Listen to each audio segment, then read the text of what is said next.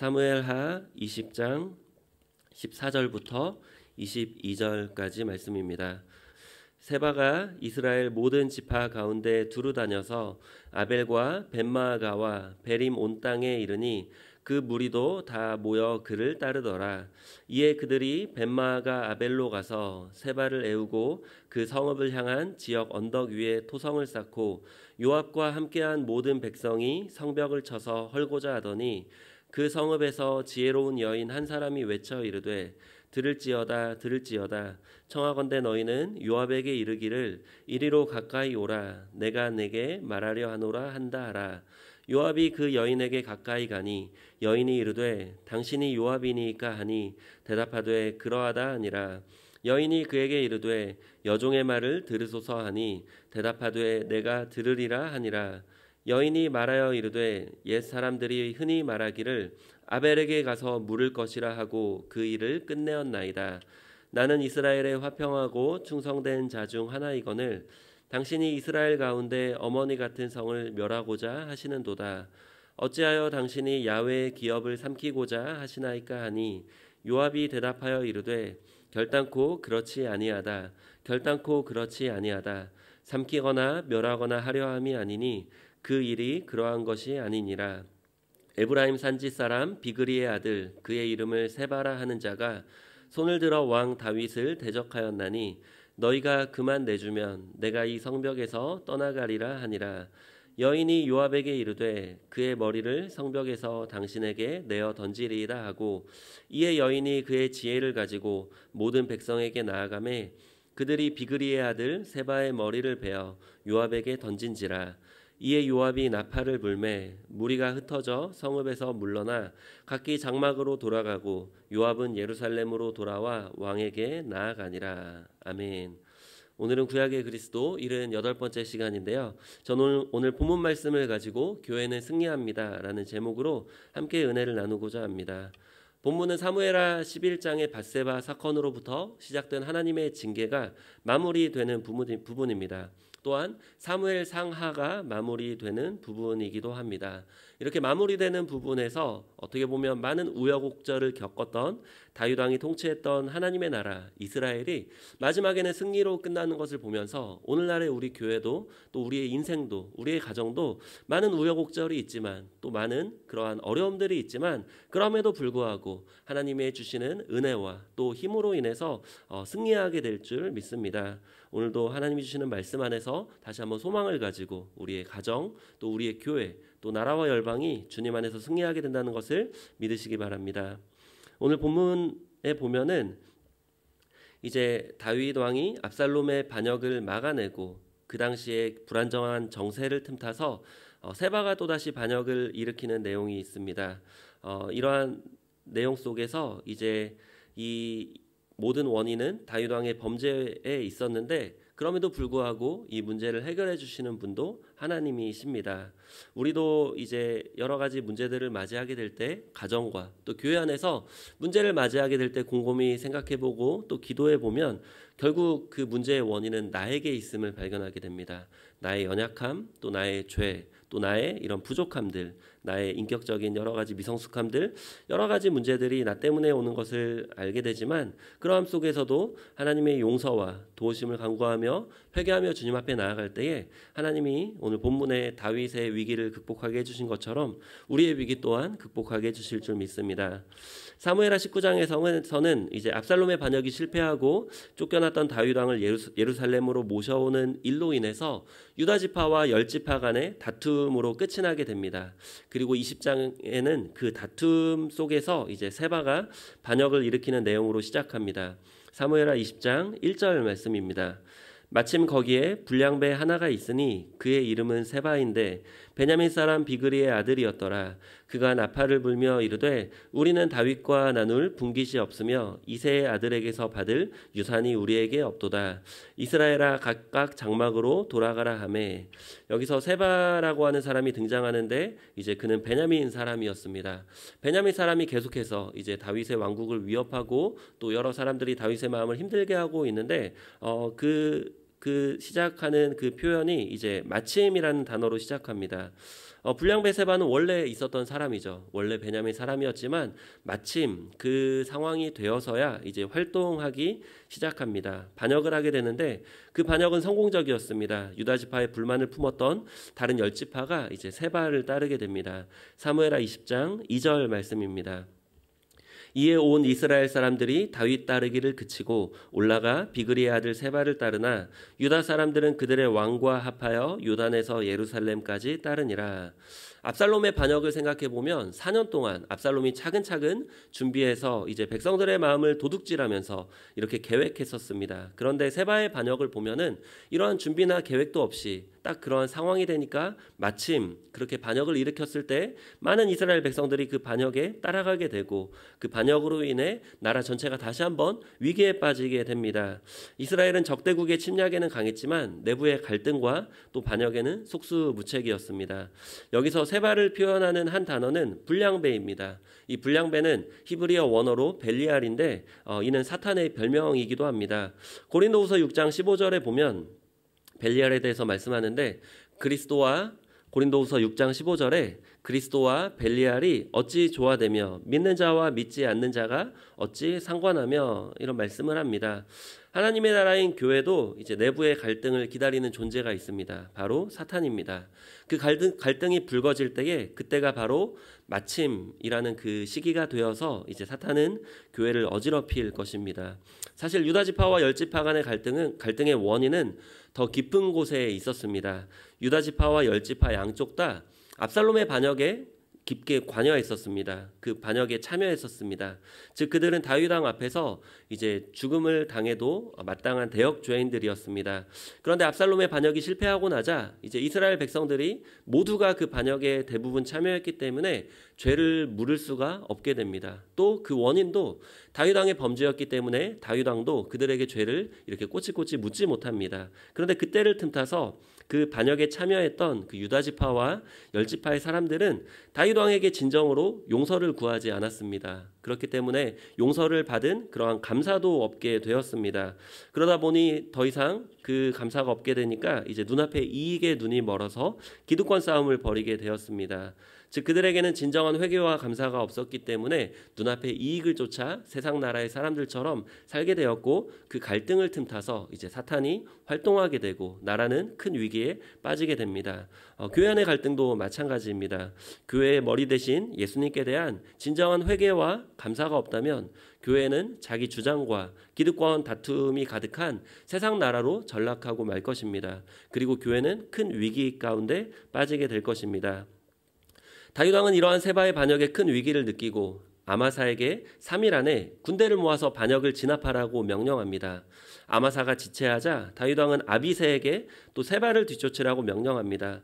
그런데 이때 자신의 군대 장관 자리를 빼앗겼던 요압이 아마사를 찾아가서 죽이게 되고 요압은 군대를 이끌고 세바를 추격합니다.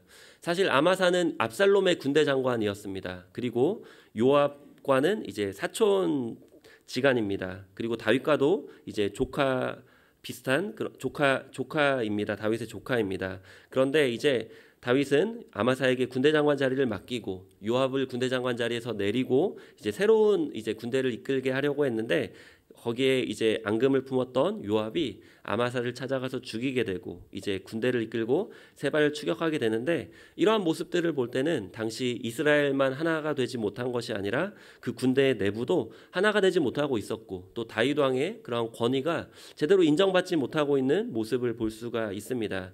그러한 군대의 중심에는 기득권의 눈이 먼 요압이 있었고 또 진정한 회개와 감사가 없었던 아마사가 있었습니다.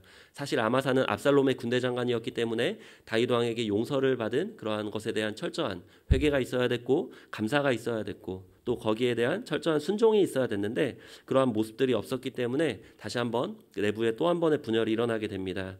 이어서 그 반역을 일으켰던 세바는 이제 북쪽 끝까지 도망가서 아벨성 안으로 도망갑니다. 본문 14절 말씀입니다.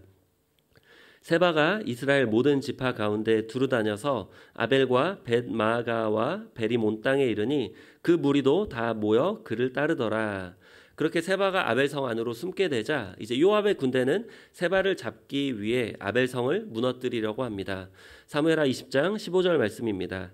이에 그들이 벳마아가 아벨로 가서 세바를 애우고 그 성읍을 향한 지역 언덕 위에 토성을 쌓고 요압과 함께한 모든 백성이 성벽을 쳐서 헐고자 하더니, 북쪽 끝에 위치했던 이 아벨성은 사실 압살롬의 반역과도 조금 거리가 있었기 때문에 굉장히 평화로운 시간들을 보내고 있었을 것입니다. 그런데 갑자기 찾아온 이 세바와 그 따르는 무리들로 인해서 이 아벨성은 이제 요압의 군대에 의해서 포위되어졌고, 또 아벨성을 무너뜨리기 위해서 그 아벨성의 높이에 맞추어서 토성이 쌓아졌고, 그 토성에서 아무래도 그 성을 무너뜨리는 장치들을 준비하고 있었을 것입니다. 평화로웠던 아벨성은 순식간에 무너질 위기에 처하게 되었습니다. 이때 지혜로운 한 여인이 나서서 이제 요압과 대화하기를 요청합니다. 이에 요압이 그 요청에 응하고 가까이 가자 그 여인은 그 자신의 여종의, 그 요압의 여종의 말을 들어달라고 하며 말을 이어나갑니다. 그 여인은 이제 이렇게 말을 합니다. 옛사람들이 흔히 말하기를 아벨에게 가서 물을 것이라 하고 그 일을 끝내었다, 이렇게 말하면서 아벨에는 지혜로운 사람들이 많다는 것을 먼저 말합니다. 이 말은 자신도 지혜로운 사람 중에 한 사람이니 자신의 말을 들어달라며 요압에게 요청하고 있는 것입니다. 그리고 그 여인은 이렇게 말합니다. 사무엘하 20장 19절 말씀입니다. 나는 이스라엘의 화평하고 충성된 자 중 하나이거늘 당신이 이스라엘 가운데 어머니 같은 성을 멸하고자 하시는도다. 어찌하여 당신이 야훼의 기업을 삼키고자 하시나이까 하니, 그 여인은 요압이 반역자 세바와 그 무리를 처단하기 위해 왔지만 그것을 위해 아벨성을 무너뜨린다면 그 행동은 하나님이 기업으로 주신 아벨성을 무너뜨리는 것이 되므로 그것 또한 옳지 않다라는 것을 설명합니다. 요압은 그러한 자신의 행동이 오히려 이스라엘을 다시 한번 위기 속에, 또 분열 속에, 또 갈등 속에 빠지게 만든다는 것 또한 깨달았을 것입니다. 그 여인은 성미가 무척이나 급하고 목적을 위해 수단과 방법을 가리지 않는 그러한 잔인한 군대장관 요압에게 사태 파악을 할 수 있도록 지혜롭게 잘 설명해 줬습니다. 그리고 요압이 가지고 있던 그 권위를 존중하며 순종하는 마음으로 그 요압에게 말을 했습니다. 그러자 요압이 이렇게 대답합니다. 본문 20절에서 21절 말씀입니다. 요압이 대답하여 이르되 결단코 그렇지 아니하다. 결단코 그렇지 아니하다. 삼키거나 멸하거나 하려함이 아니니 그 일이 그러한 것이 아니니라. 에브라임 산지 사람 비그리의 아들 그의 이름을 세바라 하는 자가 손을 들어 왕 다윗을 대적하였나니 너희가 그만 내주면 내가 이 성벽에서 떠나가리라 하니라.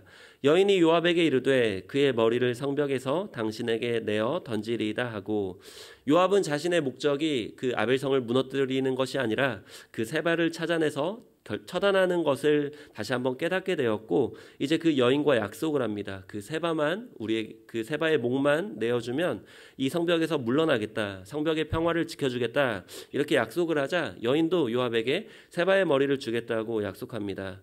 이러한 모습을 볼 때 우리가 가정 안에서, 또 교회 안에서, 또 나라 안에서 일어나는 갈등의 대부분이 너무나도 쉽게 해결될 수 있고, 또 그것이 오해에서 비롯된다는 것을 다시 한번 깨닫게 됩니다. 무엇보다 그 오해의 중심에는 세바라는, 그 양쪽을 혼란시키는 그 세바라는 그러한 사탄이 우리에게 있다는 것을 깨닫게 됩니다.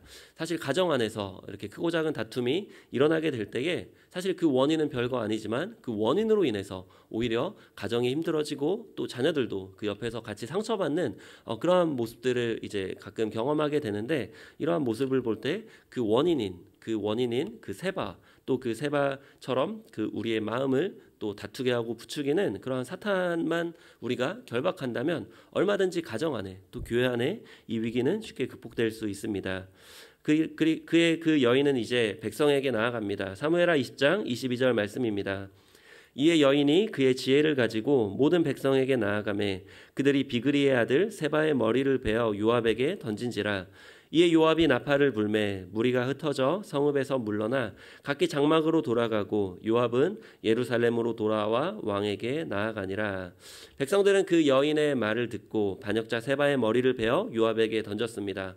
어떻게 보면 그 세바와 그의 무리가 아벨성에 들어갔다는 것은 세바가 그 아벨성의 사람들을 미혹했다는 것이고 함께 동참했다는 것입니다. 그런데 그 지혜로운 여인이 그 백성들에게 나아가서 다시 한번 그 일의 문제를 다시 한번 바르게 알려주고 진실을 밝혔을 때에 그 백성들은 그 여인의 말을 듣고 반역자 세바의 머리를 베어서 요압에게 던지게 되었습니다. 그렇게 요압은 세바의 반란을 진압하고 예루살렘으로 돌아갔습니다. 아마 그 여인은 백성들 사이에서 지혜자로 존경받는 자였던 것 같습니다. 결국 이 여인의 용기를 통해서 아벨성과 아벨성의 주민들도 안전하게 지켜졌고 또 세바에게 미혹되어서 세바를 따르던 그 무리들, 이스라엘 밑에서부터 따라왔던 그 무리들도 이제 다시 자기 자리로 돌아갔을 것입니다. 그 문제의 중심에 있던 세바, 그 세바만 죽고 문제가 해결되었습니다. 이러한 모습들은 사실 우리의 가정 안에 또 교회 안에 그 문제의 원인을 제공하는 사탄만 제압되면 모든 문제가 해결된다는 것을 암시하고 있습니다. 그러기에 앞서서 이제 지혜로운 여인의 결단이 우리에게 필요하다는 것입니다. 지혜로운 여인은 자기 목숨을 걸고 요압에게 나아갔습니다. 당시에 여인이 그 앞에 나선다는 것은 굉장히 이례적인 상황입니다. 그렇지만 그 여인은 자기의 목숨을 걸고 요압에게 나아갔고 또 자기 목숨보다 성의 백성들의 안전을 먼저 생각했고 또 그 성이 하나님이 주신 기업이라는 것을 생각했기 때문에 그 기업을 지키기 위해 또 한 번 용기를 낼 수 있었습니다. 이 여인의 지혜가 이제 무고한 아벨성의 백성들을 살렸고 또 세바에 미혹된 무죄한 백성들도 살렸고 또 불필요한 피를 흘릴 뻔했던 그 다윗의 군대도 살리게 되었습니다. 즉 모두가 사태에 파악하지 못하고 또 진리를 알지 못하고 죽을 위기에 또 싸울 위기에 처해 있던 그 큰 위기 속에서 이 지혜로운 여인의 용기가 이제 모두를 살린 것입니다. 여기서 이 지혜로운 여인은 예수님을 예표합니다. 예수님의 중재로 하나님과 우리가 화목하게 되었듯이 이 여인의 중재로 아벨성의 백성들과 다윗의 군대는 화평하게 되었습니다.